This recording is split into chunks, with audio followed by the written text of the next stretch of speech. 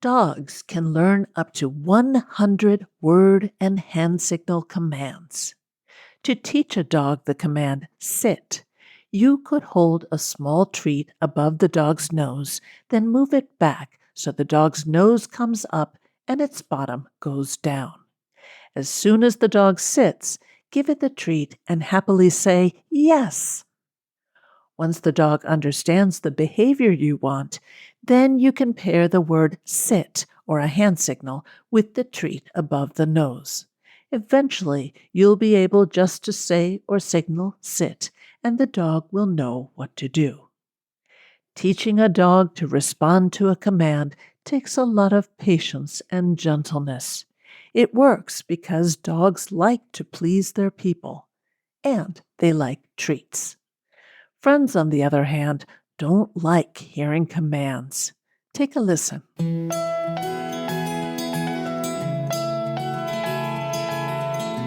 Kids Ask Dr. Friendtastic! Hi there, I'm Dr. Eileen Kennedy Moore, also known as Dr. Friendtastic. I'm an author and clinical psychologist based in Princeton, New Jersey. Each week on the Kids Ask Dr. Friendtastic podcast, I answer a question from a kid about making and keeping friends. If you have a question you'd like me to answer, you can send it in at drfriendtastic.com/submit. That's drfriendtastic.com/submit. Let's hear today's question. My name is Lola. I'm age 8. And what if your friends aren't being flexible and they think you're being bossy, but they're actually the ones who are being bossy? Hi, Lola. Thanks for sending in your question. You think your friends are being bossy, and they think you're being bossy. That sounds like a very frustrating situation. Being bossy means ordering others around when you're not in charge of them. So, if your mom tells you to clean up your room or your teacher says to do something for homework, that's not being bossy because they really are in charge of you. On the other hand, if a kid tells you that you have to do something, that could be bossy because they're not in charge of you. Saying that a person is bossy isn't just a neutral description. It's criticism and name calling, and it's not going to help anyone move forward. If your friends tell you, you're bossy, and you respond, no, you're bossy, and they say, no, you're bossy, and you say, no, you're bossy, that's not helpful or kind.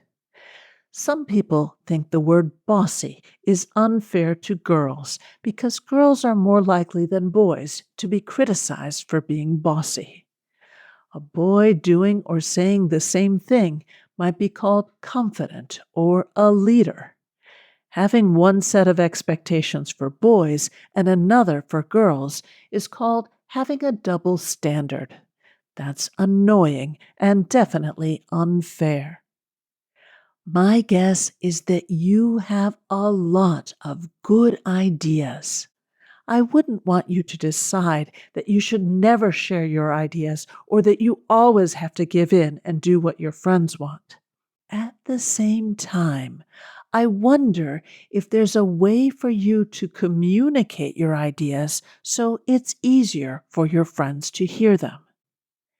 It sounds like there's a lot of talking going on between you and your friends, and maybe not much listening. What if, instead of arguing, you asked questions to try to understand what your friends want and why? You could ask, what do you want to do? Or what's most important to you?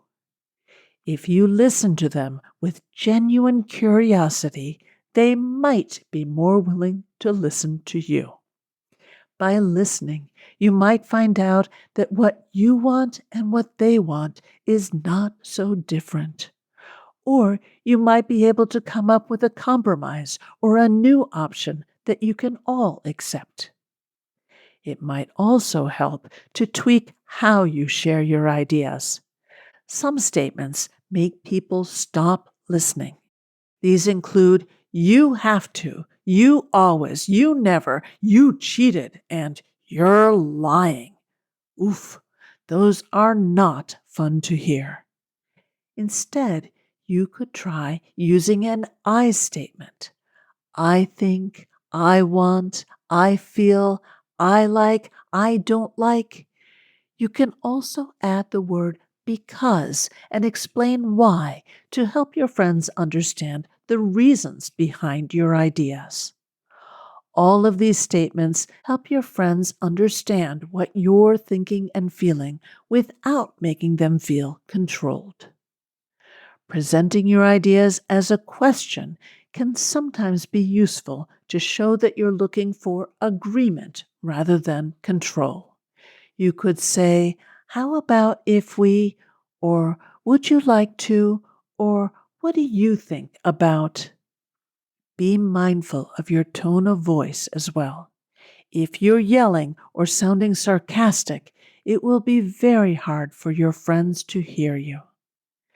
Trying to figure out who is or isn't bossy isn't useful. The challenge you and your friends are facing concerns how to communicate with each other clearly and respectfully. This isn't easy, especially when we're feeling frustrated. Learning to communicate well takes effort and practice, but it leads to stronger, happier friendships. This has been Kids Ask Dr. Friendtastic. You can learn even more about friendship through my funny and practical books for kids. Growing Friendships, a kid's guide to making and keeping friends, and Growing Feelings, a kid's guide to dealing with emotions about friends and other kids. They're available through your library or wherever you buy books. Parents, check the show notes for a link to get my free guide featuring 12 ways to help your child make friends.